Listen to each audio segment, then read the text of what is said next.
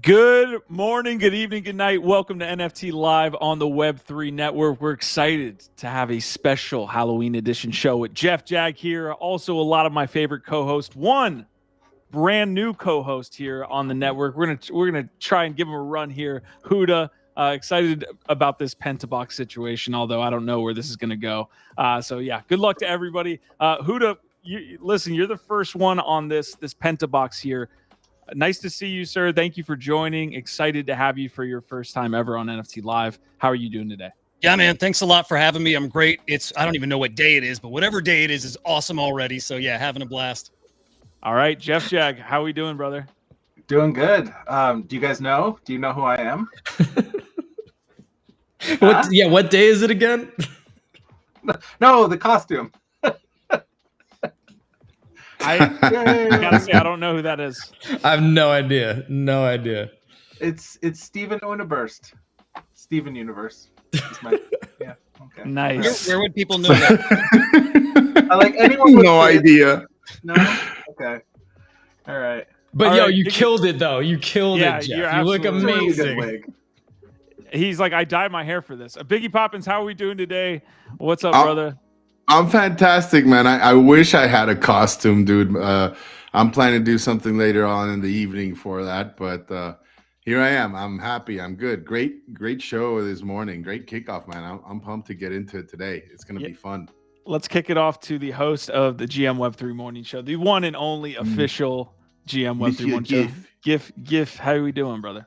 Yes, it is the one and only GM Web3. And another great show.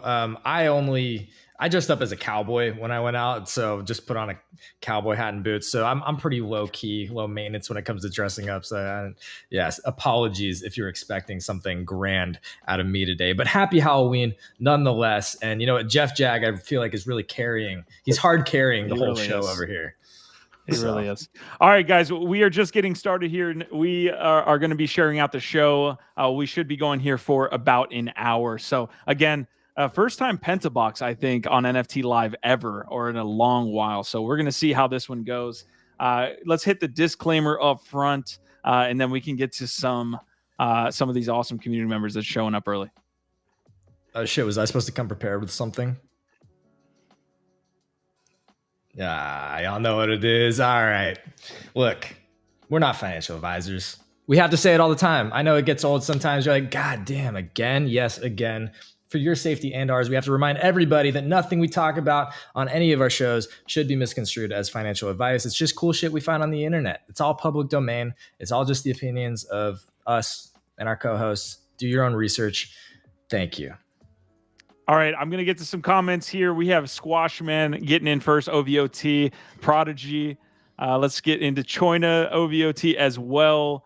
Mickey, oh yeah, is here. DP, Easy and Crypto, and Steven Archella there. We got to pull up some of Steve's work as well on the episode. Here's what I got on the dashboard today. So first off, we're going to kick this whole episode talking about Nightmare Fuel. So the second edition here, second year for Nightmare Fuel from Jeff Jag. So we're going to do an artist spotlight there. I've got Stars Arena news, Snowpepens, Unibot Exploits, Steve Aoki is doing a drop with STEPN. Phantom introduces instant NFTs. UK with some really cool news there on the crypto regulation front. And then I want to get the takes from my wonderful co-hosts up here. They keep an eye on the industry as well. So it's going to be a fun time. Guys, again, I'm going to do my best here. So let's just hit it. Anybody got any specific local news before we get into Jeff Jag and what he's doing with Nightmare Fuel? I just want to hear, Biggie Poppins or Hudah say something local, because we're always sharing local news. Yeah, I don't know if any of you guys caught, Punk 6529's latest tweet, but I very much enjoyed it on scale and NFTs, and I always enjoy his breakdowns on and his approach on NFTs, and this one was particularly interesting. Simple, but I encourage you all to read through it, just on accumulating what we all are here for, which is the future of cultural asset class of the world. Definitely something to look into. I saw De Lucrece call out in there in that thread. Are you just doing a Yeah, he fast uses roll? him as an example, right, on why like we purchase NFTs. And basically, I mean, the TLDR on it is like not looking at it so much as an investment as a collecting, collecting things that you liked, right, that you find culturally relevant and that at the moment might not, have a tangible value, immediate tangible value, right, but down the line could be of significance, right? Just a friendly reminder, right? Because we always conflate the two, collector, investor. It's fine, right? But in the end, like, it's very important to have your mind right when you're collecting all these really cool different things, right? And I think, like we always say, rule number one: collect what you love. All right, I love that take. All right, Hudah, we're gonna put you on the spot here. The quick intro, the community's asking for it. Before we get started, I think that is a good start. Yeah, who the hell are you? Oh, that's good. I like that. Yeah, this is cool because I'm looking through the chat and I don't know that I've met most of the people here. So this is cool. I'm glad I can intro myself. I'll do it real quick. Yeah, my name's Hudah. I go by Hudah_idiot on X. I'm an NFT strategist at cryptoslam.io and Forecast Labs and Forecast News. Been there for, years at this point. I'm also the community manager over at CryptoBats, which you guys remember them from this point years ago too, right? For a few months, everybody in the NFT space was in the CryptoBats, and that was pretty damn cool. Love it, man. On a scale of 1 to 10, how nervous are you for being on NFT Live today, man? Just give us the real truth. 1? Damn. Fuck yeah, dude. I mean, you guys saw how we connected. I've been getting into the video flow, and today happens to be my day where I record a news segment too, so I'm kind of already in the zone. All right. Yeah, dude. Last question, and then we're getting into Nightmare Fuel here. You do put together the news every day. What are you looking at today or early this week that really stuck out? Well, I'll tell you what I'm looking at now that I missed for this morning. And I don't know if it's something you were already planning on talking about today, but it's MadLads. MadLads, right? Solana's like going friggin' bonkers all of a sudden. I'm not a Solana guy, mostly. Like, I keep an eye at the macro level, but there's all kinds of wild stuff going on over there with like their parent company Backpack, right? I don't want to do this now if you guys were planning on talking about it later. Do it. This is great. Yeah, let's go into Nightmare Fuel, and then we will get into Backpack. But yeah, great update there. We can get into MadLads 100%. Yeah, and Solana's blowing up 100% as well. All right, Nightmare Fuel, Jeff Jack, drop as many links as you can there. I see your nightmarefuel.xyz. And let's get into what you're building, my dude. Well, nightmarefuel.xyz is the site, and it's think of it as a seasonal limited edition collectible. So every Halloween, the week before, I do open up the mint again. So this is the same contract as the first season and the same contract as Fuel X. And so it's just kind of adding tokens. So even though, what it is it's collectibles, right? They're scary. They're seasonable. Mint ends at midnight on Halloween. So tonight is the last night to grab one for this year, and I update the art every year. So I put new artwork in and kind of create this whole idea and scary stuff. So it's to scare you. Well said, dude. Yeah, Love these are really creepy, super creepy AI creations. And yeah, I mean, I remember when you first got into AI, like you were one of the early artists that was really pushing the tools to their limits.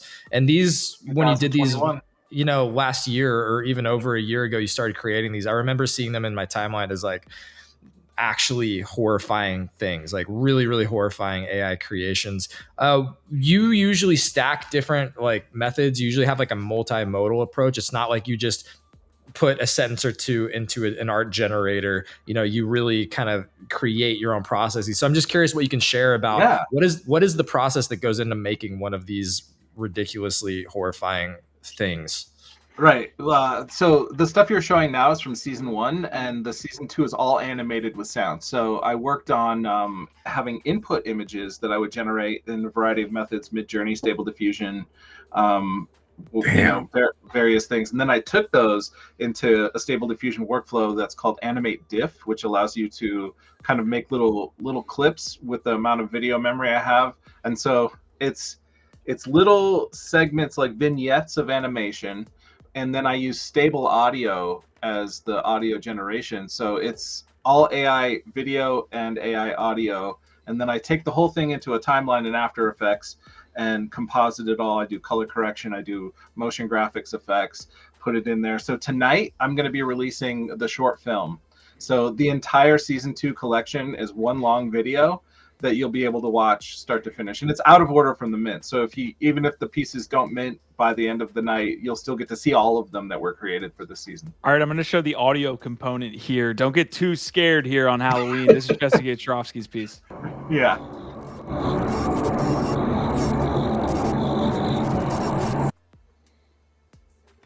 Yeah. It's creepy. Yeah. That'll disturb my sleep cycle for sure. Yeah, that's what it's for. Jeff, I just wanted to also say thank right. you. This is my Nightmare Fuel season 1, or at least the physical of that, and you can see it's signed by Jeff Jag himself as well. But yes, this is definitely creepy, Mr. Ant-Man. And they're 0.0089 minting through tonight at midnight Pacific time, so it's about $15.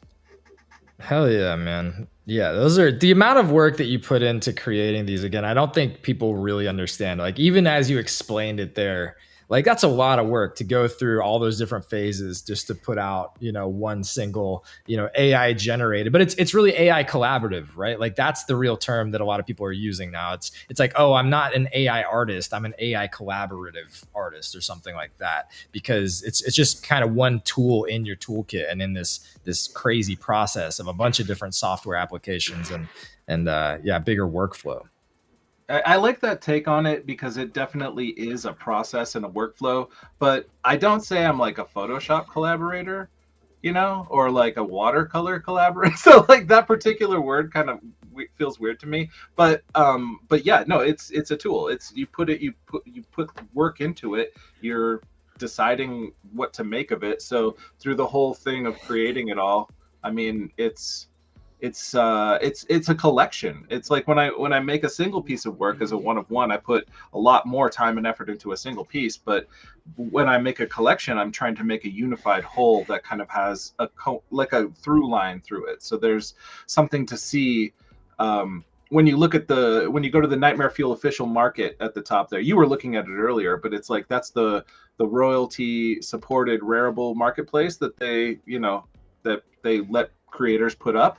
So I have my own marketplace for this collection. If you're curious to go on secondary and check it up, that's where you go.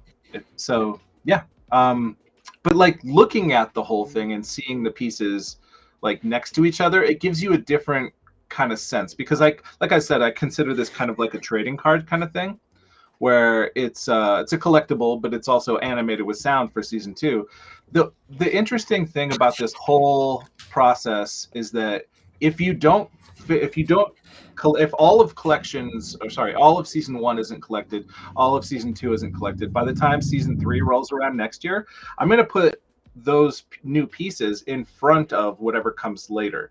So it's going to stack up like this, so that when season 3 comes out, if that mints out, then you'll get to mint season 2 again, and if that mints out, then you'll get season 1 tokens again. So it's like going to get harder and harder as the years go on to get back to that original mint, which I think that's an interesting kind of thing. It's like basically making it more difficult to get those original tokens back into circulation, and they're also denoted as not having minted during the first season. So the first season and second season will have different metadata. Kind of gamifying it, Gotta have fun with it. Yeah, hit it, Hudah. Yeah, dude, I'm just curious, because AI art's something that took me a long while to kind of understand. Are you noticing that collectors are really starting to grasp AI art and what goes into it? And like early on, people just thought it was automatic, right? You click a button or you type some words and boom, you made art, and they thought it was cheap because of that. Has that started to change? It's slowly changing. I think Adobe's making big footprints in the mud in that sense, that like they're they're making those tools so widespread and so easy to use. When you do Adobe generative stuff, they have ads on TikTok that are like, here's how to fix your photos. When people start wrapping their heads around like, oh, this is something I could use to get my work done, they'll start thinking of it differently than type in words, get pretty picture. And like the whole thing, like when I talk to people in person, people are asking questions about it. They're curious. They want to know more. When I see it on Twitter, they're like, it's a hate parade. It's like death threats and like trolls, and it's horrible. Like they want me to die because I make AI art. And I'm like, you have problems. All right, we have a poll going in chat saying, do you own any Halloween NFTs? Jeff, do you classify these as Halloween NFTs? I think they do. I think, okay. Yeah. All right. Yeah. All right. Well, I dropped the link again to Nightmare Fuel here in chat. I want to make sure I get the details again out to you guys. Let me make sure I pull that up. Season 2. I'd love to add a little bit through midnight tonight Pacific Standard. Yep. Yeah, dude. And I think like I understand why people's hesitation to embrace AI art can occur, right? I think two big things that helped me overcome that obstacle is one, try it yourself, motherfucker. Like go in there and try to create something yourself, and then you'll see how hard it is to come up with some of the stuff that you do see selling right on the open market. And second of all, like I would point you to something like Fellowship, where we're seeing like and Braindrops platforms where you're seeing like the biggest explosion of AI artists, like coming out and selling and collecting. It's really cool. You will really scale up on your appreciation very fast. Another thing I would point people to just real quick is jeffjag.ai, which is my new website. I'll put this in the chat for you guys. And it's go ahead. It's basically all my AI projects. So it's got links to Nightmare Fuel. It's got links to Builders of Titania, which is the project I started this year. That's like a whole thing. It's got my foundation project, PulpFi. So there's lots. There's the one of one super alive. That one, the first collector of that has the right of refusal to get the physical print of it. And the print is at your expense, print and shipping, but I'll sign it. So. Yeah, well, that's the proof. Like again, in that website, if you're curious about the man behind the Nightmare Fuel, that's the proof, man, that you truly are a pioneer in the whole AI art movement, the AI collaborative movement, whatever you want to call it, man. You have been there pushing the boundaries for the last 2 years or so since this has really taken off and all these new tools are coming about, man. So check it out. Definitely check out Nightmare Fuel. Again, that closes tonight at midnight, and for just about $15 or so, you can get one of these crazy machinations that he's developed. Absolutely horrifying, but crazy cool work, man. All right, right on. Jeff, appreciate you stopping by, dude. Feel free to stay as we jump into the larger NFT marketplace. We've got all the links there in chat. I will drop them again as we transition here to the wider space here in just a moment. Guys, thank you so much for tuning in. If you do have any questions for Jeff as well, drop them in chat. We'll get it to him before he bounces up out of here. And yes, let's move on. All right, episode for the day is going to be right here, folks. So we're going to touch on some top NFTs. We also have Ape Fest continuously going on. Snowpepens are now trading on secondary. Jeff Jag's Nightmare Fuel we just hit, and Stars Arena imploding. We're going to cover a lot more of the space right now. Someone's getting blown up. Who's getting blown up? Yeah. Somebody's phone's blown up. Yeah. And also Solana's blown up, apparently. So yeah, absolutely, man. So taking a look at the biggest winners of the day here, Valhalla's up 25%. Chimpers is up pretty big as well. Azuki Beans and that Azuki ecosystem. And then Artifact Animus Eggs is a hilarious one I saw pop across my timeline. Apparently they haven't revealed for over a year and a half. So that's that's an interesting one. And then the biggest losers on the day going to be Mochaverse, down about 17%. We see some others here as well. Opepens are dumping off that Snowpepen release as well. All right, let's jump into Solana, though, because Solana has had a big uptick on the cryptocurrency side. We've seen that token go up, God, I don't know, 30, 40%. I might be even cutting it a little bit short there. So but it's at Hudah, $2 now? Yeah, Sorry. Solana's sitting around $36 right Oh! now, up 17% on the 7-day. So yeah, a little Sorry, bit that was above a heckle. $2 there. So Hudah, what do you got on the MadLads front, man? Because I know you brought that up immediately. I've also got a trailer because we're trailer maxis here. But what do you got? Yeah, I mean, as far as the project itself and their ecosystem, I know like next to nothing. Just on my team, there's some hardcore Solana guys and guys who work in the ecosystem on other projects, and they were throwing that at me this morning. So I saw them on our top collection rankings. They're like ranked 4. They're the top. They're the 4th top selling NFT collection today. Again, had no idea why. Well, it turns out that their parent company called Backpack, I think, they've got a license to create an exchange in Dubai, which is freaking humongous. I don't know what other exchanges operate out of there like currently, but a big deal. And now those guys just kind of rushing in and getting the flex, which is MadLads, which maybe seem primed to become like the PFP on Solana, right? They lost their core one earlier in the year when was it Utes and D-Gods both boogied, so they got a gap to fill. Wow, 60 SOL for one of these. They're pretty dope. Yeah, and I think like another announcement that they made, wasn't it like that you can now like do take pictures and turn them into NFTs, you know, which I feel like, you know, like you read that and you're kind of like, oh, okay, cool, like a little gimmicky, but I don't know, when I think about it in the sense of like, you know, citizen journalism and stuff that you don't want censored, you know, that's a big deal. I think like it's a great use case, you know, and I think, you know, that I found pretty impactful. So yeah, good Biggie, on them, dude. It's way bigger than people realized. Like, and I talked about this morning. We're not actually here just for the flips and the gains and the value. Like, it's awesome. That kind of comes with the territory. But I think we're all here because of the tech and kind of the significance of what this tech does. Being able to, with your phone, take a picture and boom, it's an NFT. You know when it's created. You know who created it. The provenance now is there. That's such a big deal. Like, I'm sure all of us think in the future, everything's going to be backed by an NFT. And most of it probably should be. Like, what's real, what's not, what's a deep fake, what's, you know, like all this misinformation. This is a step in the right direction towards actually figuring out all of that stuff. So yeah, I think this is a really, really big deal. It's just not splashy or exciting, but it's important. Yeah, so this update came from Phantom Wallet, actually. Don't just collect NFTs, create them with cameramen on Phantom Mobile, instantly turn photos and videos into Solana NFTs you can save forever. We can kind of and it's only going to take one like situation, right? Like whether it's like some political event or something, or like a meme, somebody creating a meme and is able to flip it for like a substantial amount of money, and then you'll see how impactful it can be. But yeah, I think it's flying under a lot of people's radar, how big it is.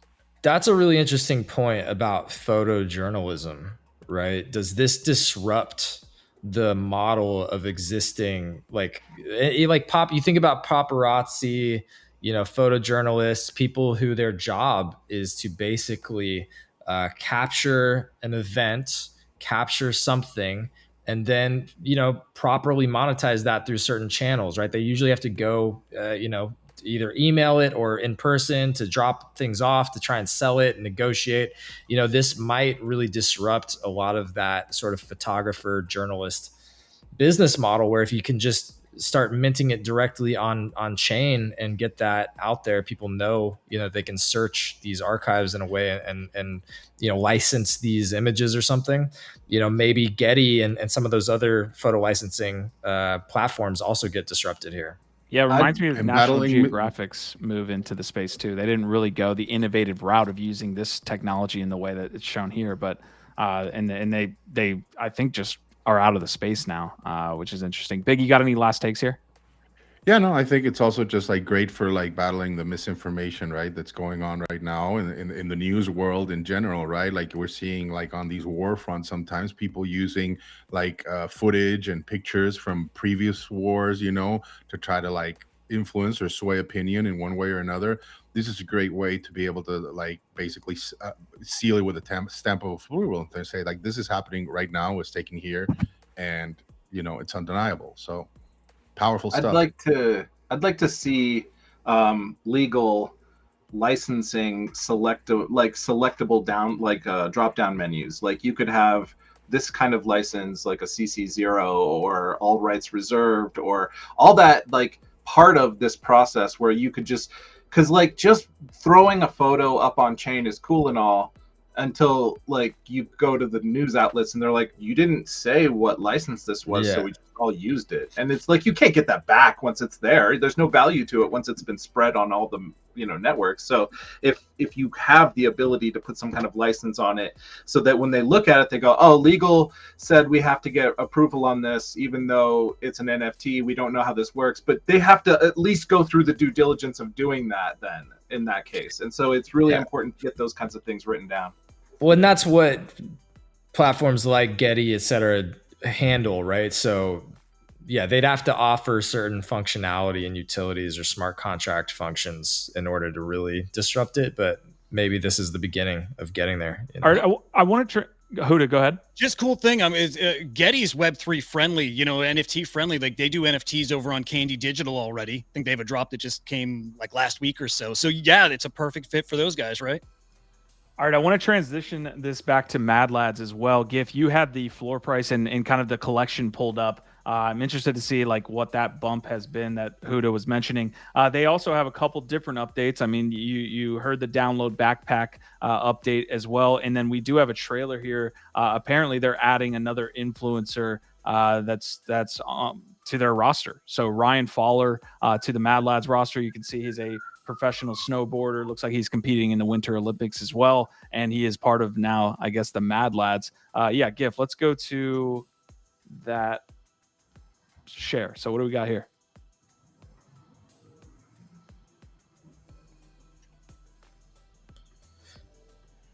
Looks like this is the 1 week chart. So yeah, you definitely see a lot of incoming volume there. Big old God candle, green candle here.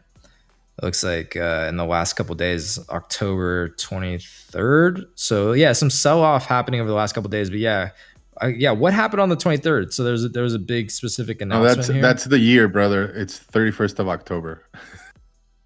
Oh, sorry. That's today. Sorry. Yeah, you're right. I was looking at the 23rd. Thanks for correcting that. So today, yeah, what is the specific announcement? So the exchange in Dubai. Oh, right. The Dubai thing. Okay. Crazy. Love it. Now, man. strictly speaking, I'd love to ask my co-host here, like just on the art, would you rather a D-Gods or a MadLads? I haven't explored the MadLads a lot, to be honest, but I think I have to give it up to the D-Gods art-wise.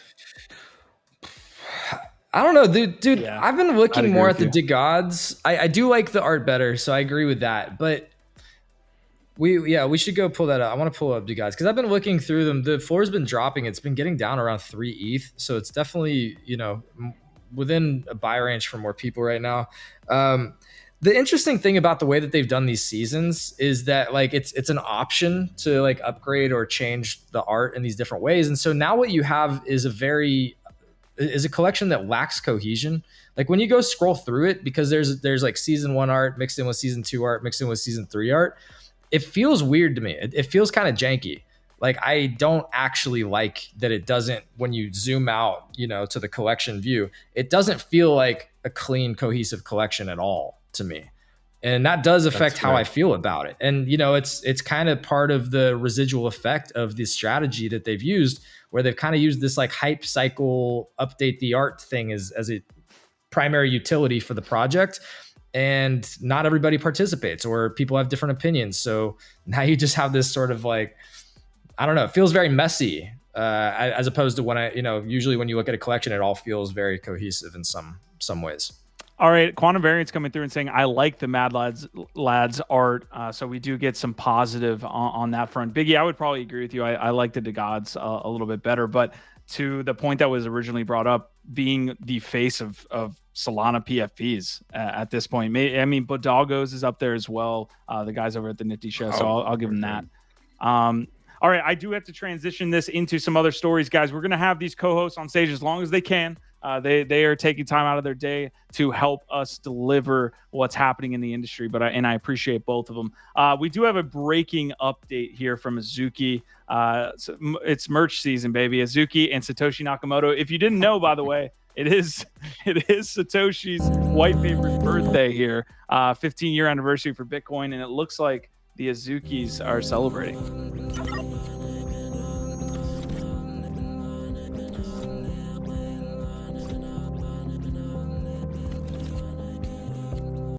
All right, so a relatively quick trailer there. It looks like if I'm making the details out correctly, it is going to be a claimable hoodie.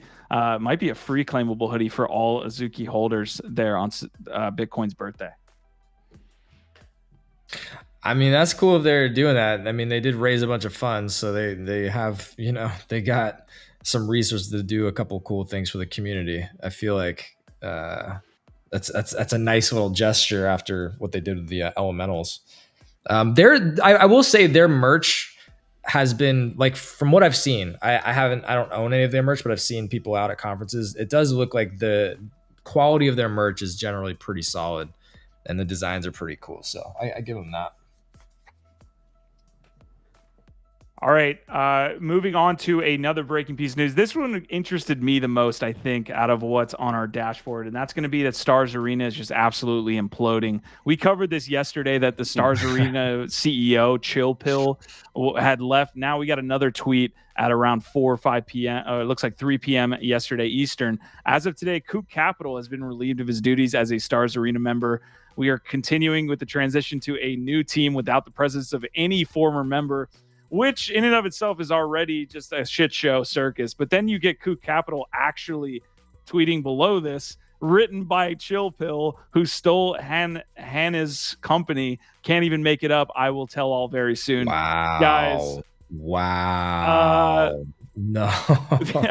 I'm sure total value locked is sitting somewhere below 100K right now. I need to go and check in on the data. Any thoughts here on Stars Arena's implosion? Basically, yeah, stay away. the comment section is lava today, apparently, because Squashman also saying Gary Gensler is getting absolutely flamed in the comments on some Satoshi post. So we'll have to pull that up. But that's, dude, the Stars Arena thing is upsetting because I guess they flew too close to the sun. Yeah, I guess they flew too close to the sun. They couldn't hang on, and they just just kind of careened off the edge there. They had a lot of technical problems, didn't they? Wasn't that the main issue? Well, yeah, they got exploited. They had their contract exploited or hacked, whatever you want to say. And then they relaunched without the data sync. They didn't. Yeah, the team clearly didn't really know how to handle the momentum and the attention that they got, and it's unfortunate because I was excited to have a better UI on a SocialFi app on Avalanche. It was pretty bare bones, even as far as AI goes too. It wasn't, or a UI, sorry. Yeah, but have you been on Friend Tech, Jeff Jag? No, I don't have that to compare it to. But it was an upgrade. Trust me, it was a pretty big upgrade. Stars Arena to Warpcast and to Blue Sky and to like all those kinds of things, and it still was like bare bottom. They're all pretty rough. I've not touched New Bitcoin City yet, so I don't know how that one looks and feels. I do want to check it out. But yeah, Friend Tech is rough. Stars Arena is rough. There's something else with that Stars Arena drama that really caught my eyes, though. I think it was a Kook tweet. And it was about Avalanche, like the blockchain, the team, like what multi-billion-dollar chain does runs their business on a Signal messaging app with messages that delete in an hour. But that caught my eye because I remember like 6 months ago or so, there were like these accusations that the Avalanche team uses lawyers to look into, to get info on other blockchains and other projects. And it was super scandalous, and I don't know what came of that. Yeah, it was a huge deal. We mentioned that, but there was no follow-up on it. I wonder if we'll get it now. If he's like threatening to just kind of expose it all. I don't know if he was quite going that far, but one of those things where there's smoke, there's fire, and Avalanche kind of worries me. Yeah, I love that you brought this in here because that's basically Machi's take with Ape Chain, right? We had Machibigbrother on the space this morning, basically saying that they don't need to necessarily bootstrap their community right off the bat, like a lot of these chains. Like Avalanche builds the tech, and then they need to get people to come and build on the actual protocol. It's just a tech stack. Like there's no community there to start. So what you're saying is they're potentially kind of manipulating that to make it look like there's more going on that chain than there is. You're talking about Avalanche? Yeah, Avalanche. Yeah. Wow. Yeah. Very possible. All right, here's the Gary Gensler tweet here. You got anything last thing on just stars? As a follow-up on that note, I think that the truth is that a lot of these chains that exist out there that are the, sort of second tier, third tier, that are all vying for the network and the liquidity, a lot of them are faking and manipulating different types of metrics to try and make it seem like there's more happening there than there is.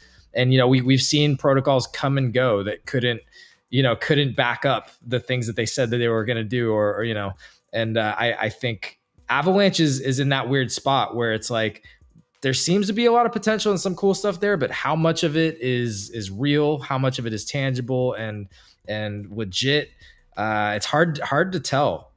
All I know the narrative is has always been is cool. The narrative has always been like an enterprise chain, right? Like one for real world assets. Cloudverse is on there, but Alibaba. We just looked into this yesterday. Apparently, Alibaba has their own blockchain called whole blockchain service component called Cloudverse that I believe is built on AVAX. I didn't know that. But when it comes to NFTs and SocialFi, the stuff that actually garners community, they've just never been able to do, say, what Solana has done, right? Which is actually have a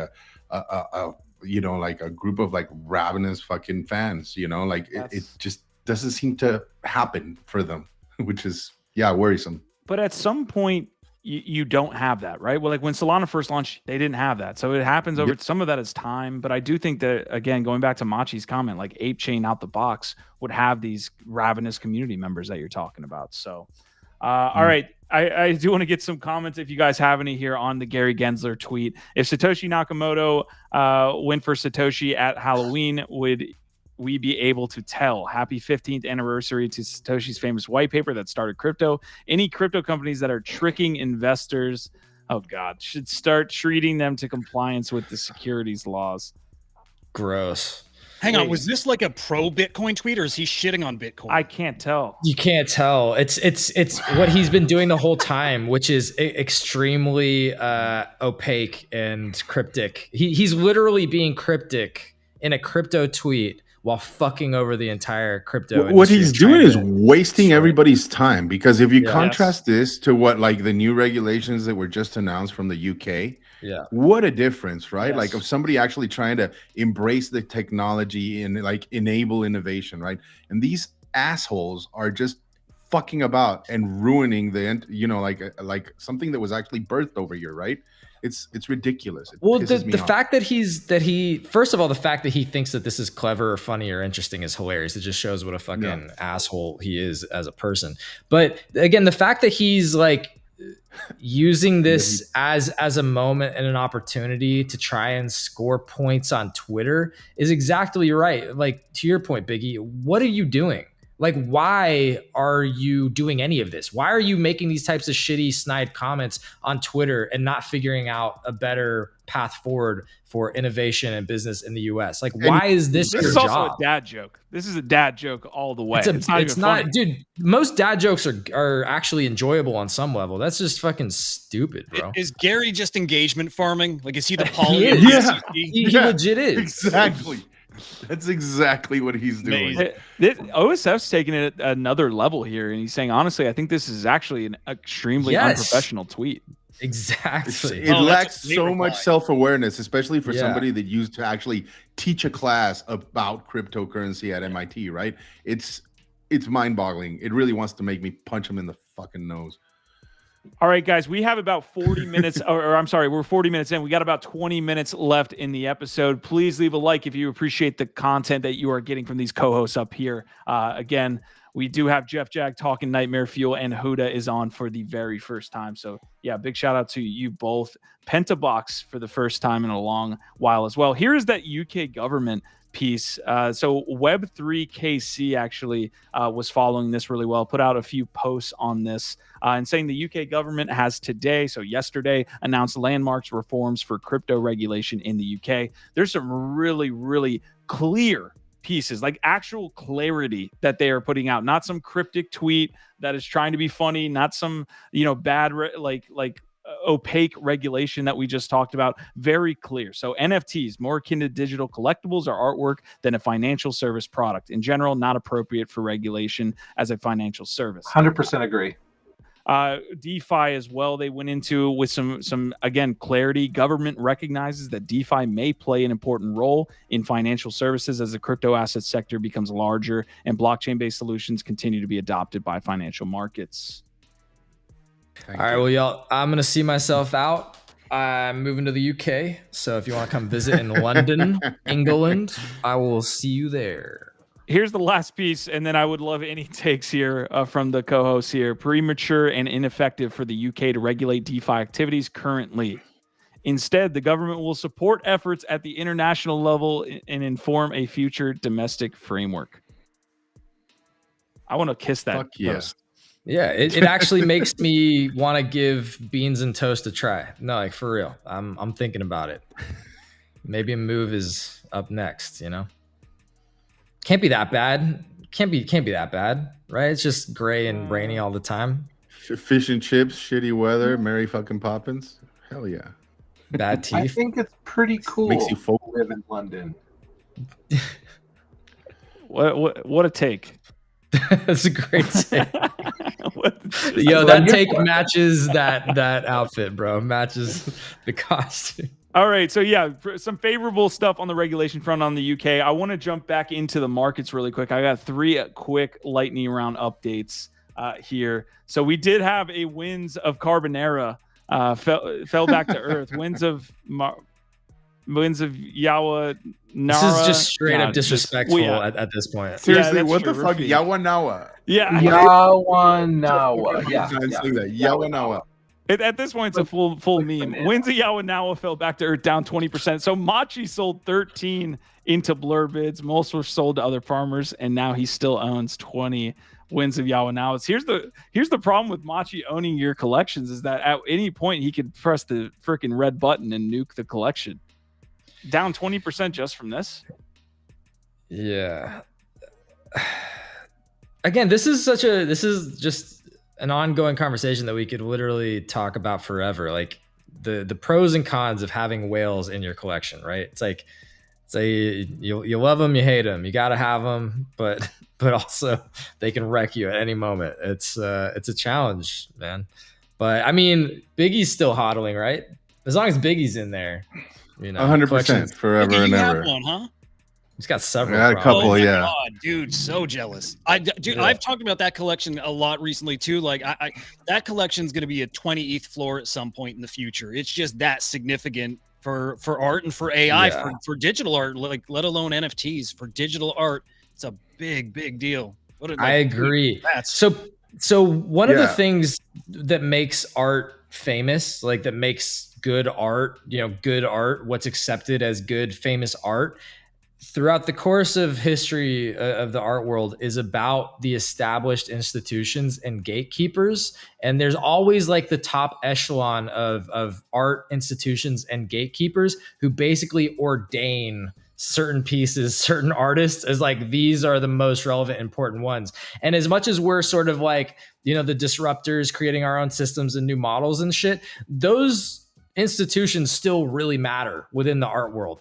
And MoMA is one of those top tier gatekeepers. So the fact that they didn't just like display him prominently for like a year or whatever it was, but they then moved to add this into their permanent collection. And this thing is prominently displayed. Like it's got its own fucking room, basically. Like actually like a giant freaking room that this is like the centerpiece for this crazy experience.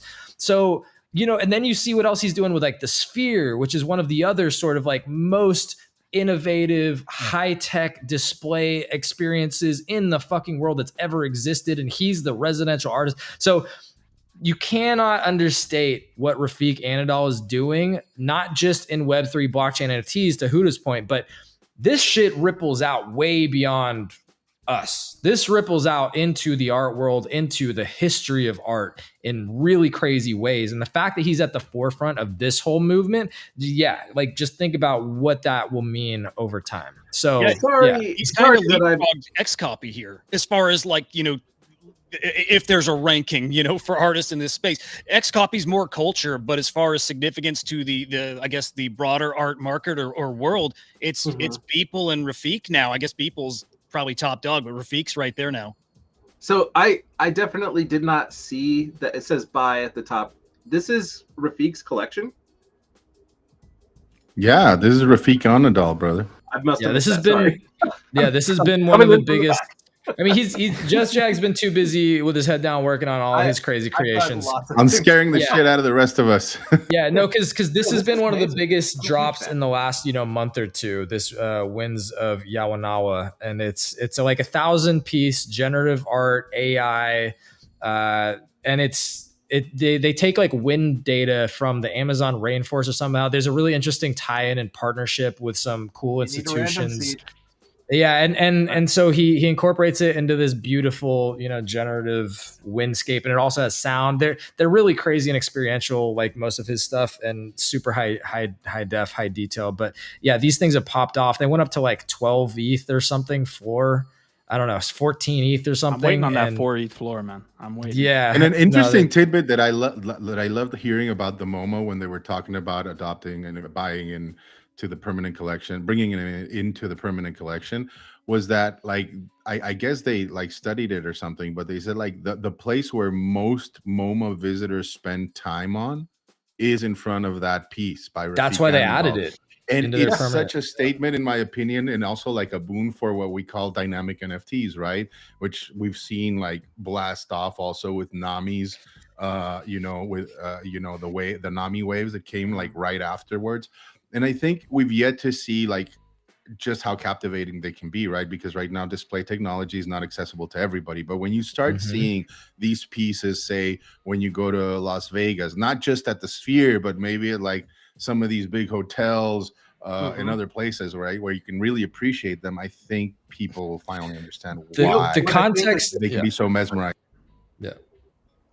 What I think is really going to actually be a big gateway for digital art into the masses is going to be public displays where have you seen these ones where they're like little grids, little squares, and they just connect them together and they make these gigantic screens out of like these little kind of LED sections that you can put together. It's display and marketing and advertising right now, but it's good enough to put artwork on. And if you have these massive walls made of these screens, that's like you could see that being like, oh wow, what a great way to kind of show this stuff off. Take up a whole wall if you want. You don't have to get that expensive projector that the light's going to burn out. If one of these pixels goes out, you just swap out the little square, put another one in, and it's easily maintained and all that stuff. So I'm looking forward to that technology.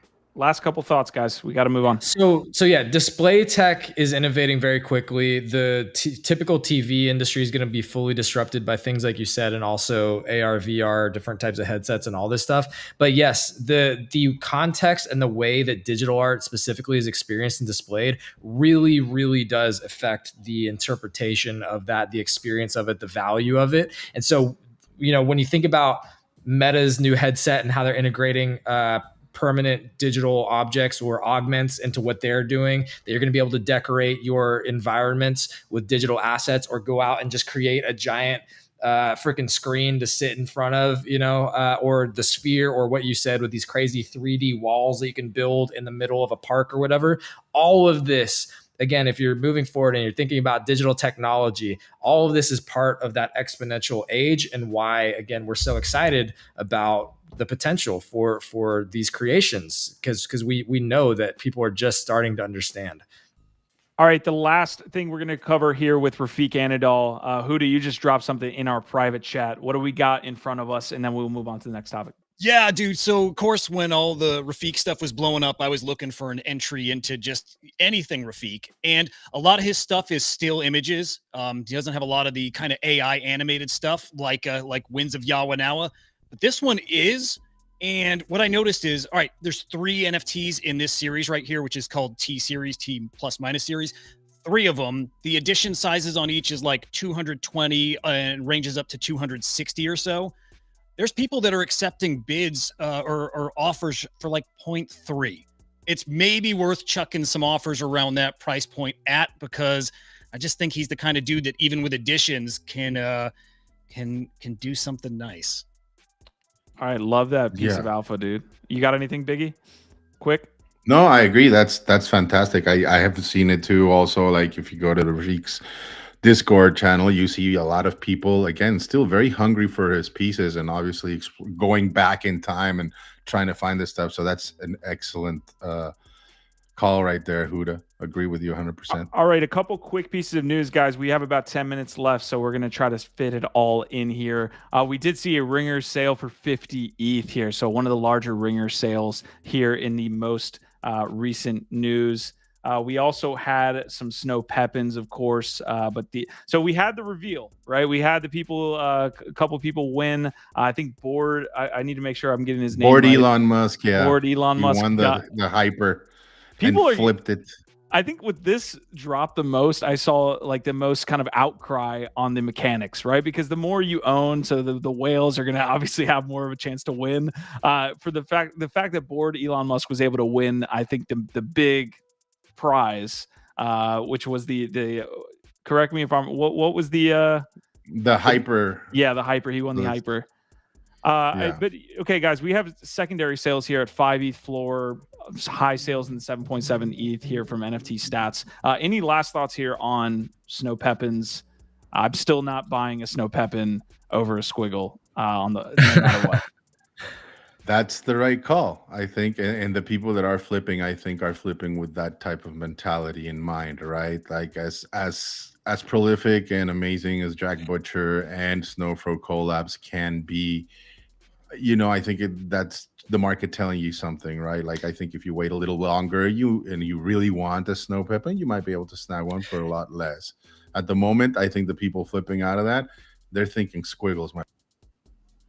Yeah, it's within the Opepen collection. These will probably be some of the most valuable NFTs, but it's a derivative of the Chromie squiggles. So again, it's kind of a wild thing to say that these are going to be worth more, even if they are a collaboration between two giants in the space. It's still a derivative of the original squiggles, but again, within the Opepens, this is a grail either way, I think. Absolutely. Yeah, those holders are probably smart to, flip out of that and grab that new the new Snowfro, the Velocity Series one, or the Chromie squiggle. Like you can't lose with either. All right, here is I tried to find Bored Elon Musk quote, but you can see there is the hyper that he pulled there. So yeah, fantastic stuff over there from Jack Butcher. All right, let me make sure we're all set up. I'm moving the boxes around. Seems like Quantum agrees with you, Biggie. He feels like maybe he's playing out the squiggle idea a little bit. So that's a controversial take. Let me know in the comments. Let us know. Is Snowfro overplaying his hand on the squiggles, or is it getting old? I would definitely like to see him be more selective on like the iconography that he chooses to embed his squiggle algorithm with, right? Like I get it. Okay, fine. The racing medium, that was a good like kind of proof of concept, and he's done it with a couple of other things, but I agree, like going down the line, as much as I don't know, a squiggle Nike shoe might be cool, something else might be. I get that to a degree, but that's also like asking if Zancan is overplaying the trees, right? Yeah. It's kind of their signature thing, and in the case of Snowfro, literally his signature. So I can definitely see the other side of that, though. All right, I want to give a brief local news shout out here to Steven Archella. He did an ode to Bored Apes here, and there's some really cool mechanics to this one. A unique, one-of-a-kind linked physical and digital asset paying homage to Yuga Labs.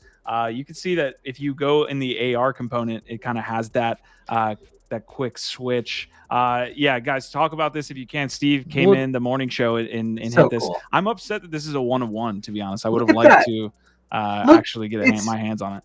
Just look at it's animating, and it's just like he made it so that it recognized the piece, and now it's showing it from his development process of turning this into watch, it's from a negative into a positive here. It's just so cool. I'm a huge fan. I own these, but I'm a huge fan. I just let everybody know I own it, so you don't go like, oh, this guy is pumping his bags. But no, I just think it's amazing artwork. And look at this aspect that he added to it just by creating the AR thing. It's super cool. It is cool. And yeah, go ahead, Biggie. Go ahead. Yeah, I love the augmented reality play for artwork. I think it hasn't been done enough. I think the guy who like really spearheaded that is Lucho Poletti, a Mexican American artist, yet again. Woohoo. But he does really cool stuff with like his Bitcoin kind of currency stuff. Like he used to drop some stuff on like Nifty Gateway. You should look him up. Lucho Poletti. He's got some wild like animation like stuff to his artwork. But yeah, I agree, it's so cool and not utilized enough in my opinion. If dynamic NFTs are going to be a thing, I think this is a nice little hybrid there, right? Because you have like the still image and then you have the dynamic stuff if you add the augmented like, how cool, reality like, play to it. It's It's amazing. on your wall, and you're like, hey, come here, and like look at my phone, like watch what okay now, and everyone's like, whoa. Yeah, like, well, it's not just the cool AR interactivity. Like he's also apparently actually connecting in a truly digital sort of way the films or the animations as NFTs to the physical. So it'd be interesting to know exactly what kind of, if he's using NFC chips or what he's doing to do that, or code, QR codes. But yeah, it's a really cool thing, man. And again, we love to have a community full of talented people like Steven and you, Jeff Jag, and yeah. And eventually you'll be able to do it with glasses, he's right? killing it. AR, you'll be able to appreciate it more. True too. Because I feel like sometimes people get turned out. They're like, "Oh, I have to take out my phone and point it at it to get the experience." Well, eventually you'll have glasses that'll be able to highlight and pick up. But again, that's bringing out the experience from somebody sitting behind a computer, right? That was the whole thing in 21. Metaverses were going to be this big thing. Well, clearly they weren't as big a thing. People want to be out doing things. Stephen Archell is saying all the NFT films are linked to the physicals. All right, so real quick, 10-20 seconds, Jeff, since you're a collector of this, how does it work? Is there multiples of this? The auction also going live today, but no time, Steve. So it's at noon, I believe, in like 30 minutes. But this is for the ape skull one, which is the kind of centerpiece of his collection. And there's also other ones that were. I don't want to know about the other ones. I want to know about this one. I want details right now. Where do I buy this shit? You got to go to his profile. You got to go check out his pinned tweet. Let me pull it up. Yeah, it's in his pinned tweet. But is it a 1 of 1? Am I? Yes. Okay. God damn it. Yeah. All right. Now I'll be sending some Biggie. I swear to God. Put in an auction. Put in an auction bid. Put in an auction bid, bro. I'm gonna freak out, Biggie. All right, next story here. Big shout out. And yes, I will pull that up as well. Here, yeah, Jeff. I think is this the piece you're talking? This is the tweet. Yep. Okay, I'll drop that in chat as well. Another one that is not that local, although we do have Mark on later in the week on Thursday. Megapont, this interesting collection that is basically having their sale on Ethereum, but then bridging to Ordinals. The first time I've heard of a community actually starting with that intention, not just randomly appearing on Ordinals after being an Ethereum PFP collection. What's going on here? We got a reveal, and then Biggie, you got any other updates on the Megapont front? No, man, I can't wait to get Mark over here to talk about it. Like I don't know, like we messaged him and his response, he's giddy, man. Like I think he's got some tricks up his sleeve. But correction, like the difference is like, so Megapont launched originally another one called Megapunks. And those were like also minted on Ethereum, but they were kind of like proof of receipt. You eventually, through Emblem Vault, were able to claim them on Ordinals, right? Because again, like Ordinals is not 100% developed yet, but people are building there. Like you should not completely sleep on them. Having said that, this is, I think, like a proof of concept through Apollo Tech, what they're building on the side, which is like really cool Ordinal infrastructure. And what they're doing is they're putting actually like the metadata on Bitcoin. And then you'll be able to do, I forget what he calls it. It's like a burn thing or something where you'll teleburn. You'll be able to like completely like go towards Ordinal or keep it like in that hybrid position, which I find very interesting. And I think other people will adopt it, that tech going down the line. I want to know Hudah's quick take on Ordinals in general. Are you collecting Ordinals, Hudah? What do you think of these types of projects? Yeah, mega bullish. Look at his hat. Say again? Is that Lightning Network? Like, look at his hat. That's a Crypto Slam. No, yeah, it's Crypto Slam. Okay, got it. Yeah. Very bullish on Ordinals. Like the moment it existed, I was tweeting and wrote an article about it. It's on Yahoo Finance. It's talking about how big of a deal it really is going to be. It'll take a while to get there. I think the art community that used to exist on Tezos, if Bitcoin feels like a very natural fit for that kind of thing, like a very organic, like we're seeing now, a very organically built community of collectors. And yeah, I think in the end, we'll see very fine, like high-end art that's going to be on Bitcoin. Beeple's already said the only thing holding him back from minting there is the UX. Dmitry Cherniak has been very impressed by the Ordinals community already. So I think we're going to see like elite art over there. Fuck yeah. And just love small it. Dude, too. We need to have you on Thursday, Hudah. We have Mark coming on, and we're going to be talking all about this. I think it'd be great if we can have you over. Oh, I'd love to. Yeah. All right, guys, we are wrapping up the episode. It is an hour in, and we're going to try to do our best to actually end on time. That's crazy. I've been all over the place with the boxes. It's felt like just like having full ADHD, our first Penta box here in a while. But yeah, definitely a great one. We were all over the industry today. Jeff, I see the link that you sent me. So this is the official link here on Foundation. You can see a reserve price there on the board to death of 3 ETH, I believe. So yep, that's it. That's where you go to bid. That is oof. So just type in ARCELLA on Foundation. I was really hoping to get my hands on this one. I don't know if I could do it for 3 ETH, but fantastic piece here, man. Just all around. Hopefully we did its justice there. All right. I had some Yuga Lab stuff, but I think we're going to save that till tomorrow. The last local piece of news before we say goodbye to our co-host. We have a update from Gifdead. Oh, hey, I don't know you're going to pull that up. But yeah, I'm just slowly leaking out some little sneak peeks at some details because I'm working through refining and trying to, finish the creative on Coffins really this week. So yeah, just a little glimpse at a few of the details, and there's a bunch of really, really dope traits.